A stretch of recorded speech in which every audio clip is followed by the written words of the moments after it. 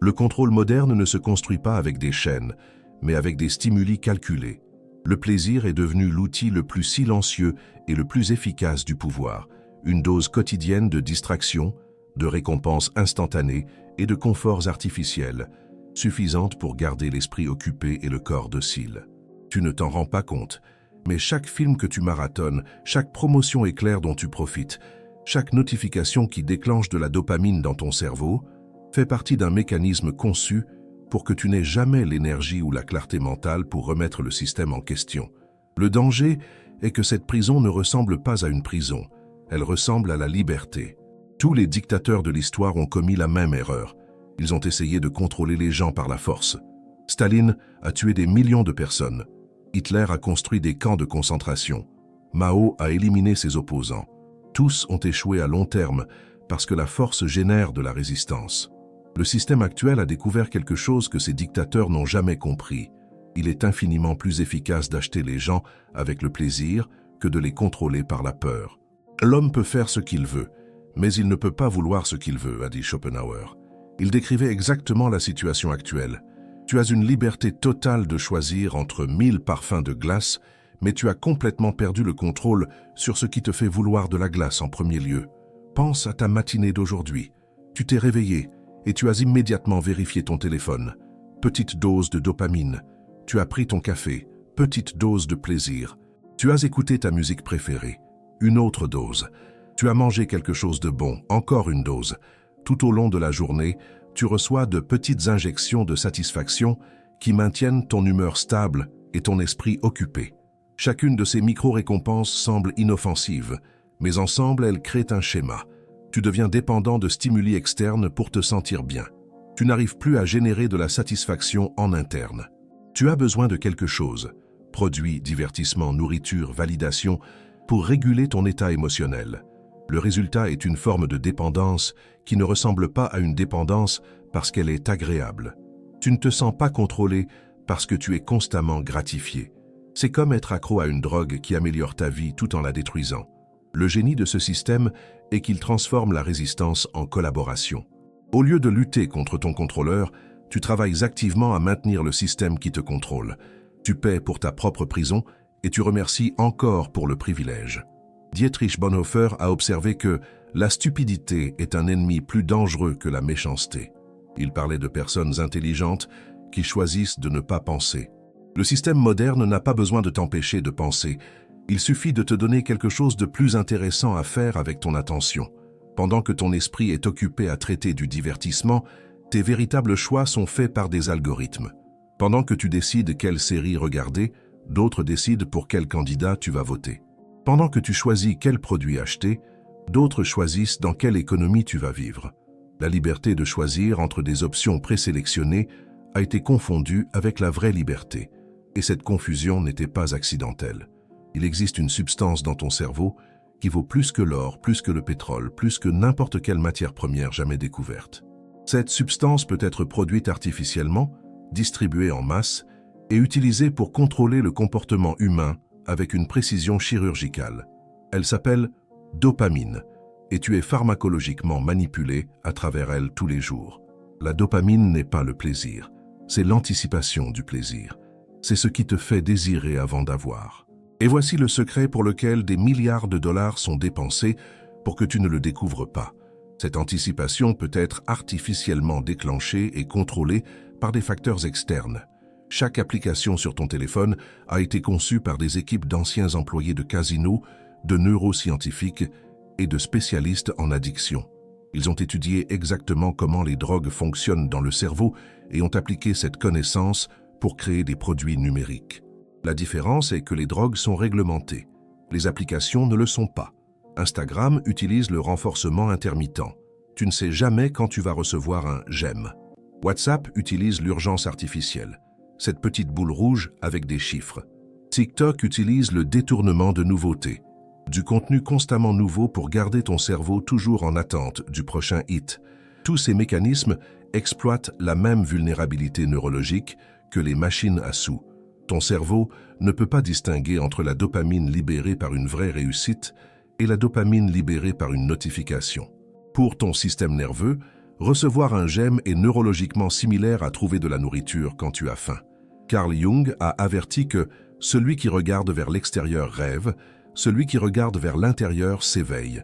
Le système moderne a été conçu spécifiquement pour maintenir ton attention focalisée vers l'extérieur, vers les écrans, les produits, les divertissements, les stimuli externes, t'empêchant de développer toute capacité d'introspection réelle. Le résultat est une population de toxicomanes fonctionnels, des personnes qui arrivent à travailler, à entretenir des relations et à maintenir une vie apparemment normale, mais qui ont complètement perdu le contrôle sur leur propre attention. Elles n'arrivent plus à rester 5 minutes seules avec leurs propres pensées sans chercher une distraction. Cela crée une situation où tu vis dans une anxiété constante de bas niveau, toujours en attente du prochain stimulus, toujours légèrement insatisfait du présent, toujours à la recherche de quelque chose pour combler un vide qui ne peut jamais être rempli par des stimuli externes. Et quand une population entière est dans cet état, elle devient extraordinairement manipulable. Non pas à travers une propagande directe, ce serait trop évident, mais à travers le contrôle minutieux de quand, où et comment les stimuli agréables sont présentés. Contrôle la dopamine, contrôle l'attention, contrôle l'attention, contrôle les choix. Contrôle les choix, contrôle la vie. Quand tu entres dans un centre commercial, tu entres dans un laboratoire comportemental conçu pour pirater tes instincts les plus primitifs. La musique, l'éclairage, les odeurs, la température, même la vitesse des escalators, tout a été calculé par des psychologues pour induire des états mentaux spécifiques qui mènent à la consommation. Mais le centre commercial n'est que la version physique de quelque chose de beaucoup plus grand. Toute la société moderne a été restructurée comme un environnement qui stimule la consommation constante. Tu ne vis pas dans une société qui a des marchés. Tu vis dans un marché qui a quelques institutions sociales résiduelles. Nietzsche l'avait prévu quand il a dit « Le danger de la culture moderne n'est pas qu'elle va nous rendre barbares, mais qu'elle va nous rendre domestiqués. » Il décrivait exactement ce qui s'est passé. Une population d'animaux domestiques humains qui confondent le confort avec le bonheur et la sécurité avec la liberté. La substitution est subtile, mais complète. Au lieu de créer de l'art, tu consommes du divertissement. Au lieu de développer une philosophie personnelle, tu consommes des idéologies préfabriquées. Au lieu de construire de vraies communautés, tu consommes des connexions artificielles à travers les réseaux sociaux. Au lieu de faire face aux mystères de l'existence, tu consommes des versions diluées de ces mystères à travers des films et des livres. Le plus pervers est que chaque acte de consommation offre une satisfaction temporaire réelle. Tu te sens vraiment mieux après avoir acheté ces vêtements, regardé ce film, mangé cette nourriture. Le plaisir est authentique, mais c'est un plaisir qui te rend systématiquement moins capable de générer de la satisfaction par toi-même. C'est comme une drogue qui fonctionne. Elle te fait te sentir bien sur le moment, mais crée une dépendance qui te rend incapable de te sentir bien sans elle. La différence est que cette drogue est légale, socialement acceptée et constamment promue comme un style de vie sain. Schopenhauer a observé que la vie oscille comme un pendule entre le besoin et l'ennui. Le système moderne pirate ce pendule. Il crée des besoins artificiels à travers le marketing et offre des distractions pour l'ennui à travers le divertissement. Tu n'as jamais l'opportunité d'expérimenter l'état naturel de satisfaction qui émerge quand le besoin et l'ennui sont tous deux transcendés. Le résultat est que tu vis dans un état permanent de légère insatisfaction, voulant toujours plus, pensant toujours que le prochain achat, le prochain divertissement, la prochaine expérience te complétera enfin. Mais la complétude ne peut pas être achetée parce que ce n'est pas une marchandise, c'est un état d'être qui ne peut être développé qu'à travers un travail intérieur. Au lieu de faire ce travail, on t'offre constamment des raccourcis, des produits qui promettent une identité instantanée, des divertissements qui offrent un sens préfabriqué, des expériences qui simulent la transcendance sans exiger une vraie transformation. Tu deviens libre de choisir ta propre forme d'esclavage, libre de personnaliser ta propre prison, libre de décorer tes propres chaînes. Et tu défends cette condition comme si c'était la liberté elle-même. Celui qui a compris cela sur le vide, que la consommation n'arrive jamais à remplir, voudra aller plus profond. Ce que l'algorithme n'a pas laissé tenir ici est sur le Patreon de l'Observateur. Le lien est dans le premier commentaire épinglé. Hollywood n'est pas une industrie du divertissement. C'est une usine à rêves qui produit des cauchemars en masse. Chaque film, série, musique et émission que tu consommes ne te divertit pas seulement. Il programme ta vision du monde, tes valeurs et tes attentes sur le fonctionnement de la vie. Le divertissement moderne fonctionne comme de la propagande. Non pas une propagande politique évidente qui serait facilement identifiable, mais une propagande existentielle, des messages sur comment être humain, comment se mettre en relation, comment trouver du sens, comment gérer la souffrance, comment définir le succès. Pendant des décennies, tu as été exposé à des milliers d'heures d'histoires qui normalisent la violence comme solution aux problèmes, qui romantisent les relations toxiques, qui présentent la consommation comme source d'identité, qui décrivent le cynisme comme sagesse et la superficialité comme sophistication. Jung a averti que les gens n'ont pas d'idées, les idées ont des gens. Les idées qui te possèdent ont été implantées à travers le divertissement. Tu n'as pas consciemment choisi tes valeurs. Elles ont été insérées dans ton esprit à travers l'identification émotionnelle avec des personnages fictifs. Le plus insidieux est que ce processus se produit au niveau pré-rationnel. Tu ne décides pas logiquement d'adopter les comportements que tu vois à l'écran. Tu les absorbes à travers des neurones miroirs et un conditionnement émotionnel. Ton cerveau ne peut pas distinguer complètement entre des expériences vécues et des expériences regardées. Cela signifie que tu es conditionné par des expériences que tu n'as jamais eues, des relations que tu n'as jamais vécues, des situations que tu n'as jamais affrontées. Ta personnalité était façonnée par des événements fictifs créés par des personnes que tu n'as jamais connues pour servir des intérêts que tu ne comprends pas. Bonhoeffer a observé que la musique est un langage sans mots. Il faisait référence au pouvoir de l'art de transmettre des messages directement à l'inconscient, contournant complètement l'esprit critique. Le divertissement moderne utilise ce même mécanisme, mais à des fins de manipulation de masse. Pendant que tu es absorbé dans la vie de personnages inexistants, de vraies décisions qui affectent ta vraie vie sont prises par de vraies personnes dans des salles que tu ne verras jamais. Ton attention, ta ressource la plus précieuse, est systématiquement détournée des sujets qui déterminent vraiment ton existence. Le résultat est une population qui en sait plus sur des personnages fictifs que sur des politiciens réels, qui est plus investie émotionnellement dans le drama télévisuel que dans de vraies questions sociales, qui dépense plus d'énergie à discuter de divertissement qu'à planifier son propre avenir. Cela crée une forme particulière d'aliénation. Tu vis une vraie vie, qui semble moins intéressante et significative que les vies fictives que tu consommes. Ta propre existence commence à paraître terne comparée à la version hyper colorée et dramatisée de la vie que tu vois sur les écrans.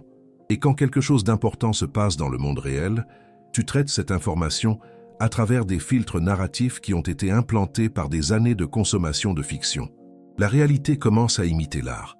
Et l'art a été conçu pour servir le pouvoir. Le behaviorisme est la science de contrôler le comportement à travers la manipulation des récompenses et des punitions. B.F. Skinner a démontré que n'importe quel animal peut être conditionné à réaliser n'importe quel comportement si tu contrôles soigneusement les conséquences de ses actions. Ce que Skinner n'avait pas prévu, c'est que cette technologie serait appliquée à une société entière. Tu vis à l'intérieur d'une gigantesque boîte de Skinner. Les comportements que le système veut sont récompensés par le plaisir social, la reconnaissance, l'accès aux ressources. Les comportements que le système ne veut pas sont punis par l'isolement, la critique, les difficultés économiques. Sur les réseaux sociaux, c'est évident. Les publications qui suivent les narratives acceptées reçoivent des likes et des partages. Les publications qui remettent en question ces narratives sont algorithmiquement supprimées ou génèrent un backlash social. Ton cerveau enregistre ces associations et tu arrêtes progressivement d'exprimer des pensées qui génèrent une punition sociale. Mais cela va bien au-delà des réseaux sociaux. Dans les universités, les idées orthodoxes mènent à l'approbation et à une carrière académique. Les idées hétérodoxes mènent à l'ostracisme et aux difficultés professionnelles. Au travail, les employés qui ne font pas de vagues sont promus. Les employés qui remettent trop en question sont marginalisés. Schopenhauer a dit que toute vérité passe par 3 étapes. D'abord, elle est ridiculisée, ensuite elle est violemment attaquée, et enfin, elle est acceptée comme évidente. Le système moderne a interrompu ce processus à la première étape. Les vérités gênantes sont ridiculisées et ensuite oubliées, n'atteignant jamais l'étape de l'attaque violente parce qu'elles ne gagnent jamais assez de traction. Le résultat est une forme d'autocensure qui est plus efficace que n'importe quelle censure externe. Tu n'as pas besoin d'être interdit de penser des pensées dangereuses. Tu as été conditionné à les éviter automatiquement parce que tu associes ces pensées à l'inconfort social. Cela crée ce qu'on peut appeler conformisme appris. Tu développes un instinct pour détecter et éviter toute idée, comportement ou expression qui pourrait générer une friction sociale. Non pas parce que quelqu'un te l'a ordonné, mais parce que ton propre système nerveux a été entraîné à interpréter la discordance comme une menace. Carl Jung a alerté sur l'inflation de l'ego, la tendance à identifier ta personnalité à des rôles sociaux externes. Le conditionnement moderne exploite exactement cette vulnérabilité. Il te récompense pour avoir joué des rôles spécifiques et te punit pour avoir exprimé ta nature authentique. Finalement, tu arrives à un point où tu n'arrives plus à distinguer entre ce que tu penses vraiment et ce que tu as été conditionné à penser. Tes opinions, valeurs et préférences deviennent indiscernables des opinions, valeurs et préférences qui ont été récompensées par ton environnement social. Cela produit une population de conformistes qui croient sincèrement penser par eux-mêmes. Une population qui défend passionnément des idées qu'elle n'a jamais remises en question parce que ces idées ont été associées au plaisir social depuis qu'elles ont été adoptées. Et quand quelqu'un essaie de briser ce conditionnement, que ce soit à travers un art provocateur, du journalisme d'investigation ou une philosophie radicale, la population conditionnée elle-même se charge de punir le provocateur.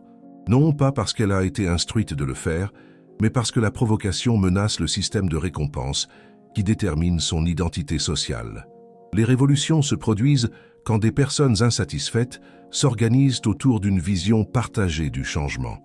Cela requiert 3 éléments: l'insatisfaction avec le statu quo, la capacité de coordination sociale et la disposition à sacrifier des plaisirs présents pour des bénéfices futurs. Le système moderne détruit systématiquement ces 3 éléments. L'insatisfaction est gérée à travers des soupapes de sécurité, le divertissement pour canaliser la frustration, la consommation pour simuler le progrès, les drogues légales pour anesthésier la douleur émotionnelle. Tu restes légèrement insatisfait tout le temps, mais jamais assez insatisfait pour agir. La coordination sociale est détruite à travers l'atomisation. Chaque personne devient une île de consommation individuelle, connectée aux autres îles seulement à travers des plateformes contrôlées par des algorithmes qui déterminent qui voit quoi et quand. Tu peux communiquer avec des millions de personnes, mais tu ne peux t'organiser efficacement avec aucune d'elles. La disposition au sacrifice est éliminée à travers l'addiction à la gratification instantanée. Pourquoi lutter pour des changements qui peuvent prendre des décennies quand tu peux changer ton état émotionnel immédiatement en achetant quelque chose ou en regardant quelque chose? Pourquoi investir de l'énergie dans des objectifs collectifs à long terme quand tu peux obtenir une satisfaction individuelle immédiate? Bonhoeffer a observé que l'action naît seulement de la responsabilité. Le système moderne détruit systématiquement le sens de la responsabilité collective en transformant les citoyens en consommateurs. Les consommateurs ont des préférences, pas des responsabilités. Les consommateurs prennent des décisions dans un menu limité. Ils ne créent pas de nouvelles possibilités. Le résultat est une société de spectateurs qui observe sa propre vie être déterminée par des forces qu'elle ne comprend pas, ne contrôle pas et, crucialement, ne se sent pas responsable de changer. Une société qui a externalisé sa propre agence à des spécialistes, des algorithmes et des institutions. Nietzsche l'avait prévu quand il a parlé du dernier homme, un type humain qui ne cherche que le confort et la sécurité, qui évite tout ce qui est difficile ou dangereux, qui préfère le divertissement à la vérité et la commodité à la grandeur. Nous avons inventé le bonheur, dit le dernier homme, et il cligne des yeux. Ce bonheur inventé est exactement ce que tu vis, une simulation de bien-être basée sur des plaisirs artificiels qui te maintient pacifié pendant que ta capacité d'action réelle est systématiquement détruite. La vraie liberté politique, la capacité de participer significativement aux décisions qui affectent ta vie, a été échangée contre la liberté de consommation. Et la majorité des gens considèrent cet échange non seulement acceptable, mais préférable, parce que la vraie liberté est terrifiante. Elle signifie responsabilité, elle signifie incertitude, elle signifie la possibilité d'échec.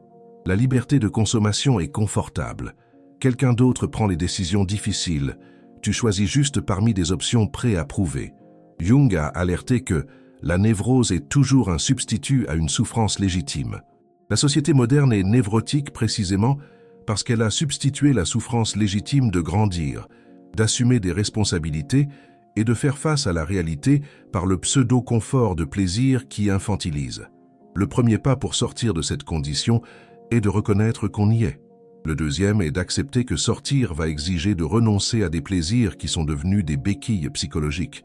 Le troisième est de trouver d'autres personnes disposées à faire le même voyage, parce que personne n'échappe à cette prison seule. La prison elle-même a été conçue pour isoler les personnes les unes des autres. La seule façon de briser l'isolement est à travers une action coordonnée, exactement ce que le système a été conçu pour empêcher. Avant de nous quitter, combien de ces mécanismes arrives-tu à identifier opérant dans ta propre vie en ce exact moment? La prison la plus parfaite est celle où le prisonnier défend ses propres murs. Tu viens de voir la carte. Ce que tu en fais t'appartient. Celui qui a compris cela ne peut plus regarder son téléphone de la même manière. Ce que tu viens de voir est la version que l'algorithme a tolérée, pour l'instant. Le reste est sur le Patreon de l'Observateur, sans filtre, sans coupure, sans personne décidant ce que tu peux ou ne peux pas entendre. Tu n'es pas arrivé jusqu'ici par accident. Le lien est dans le premier commentaire épinglé. Et si cette vidéo a allumé quelque chose en toi, partage dans les commentaires ce qui s'est éveillé.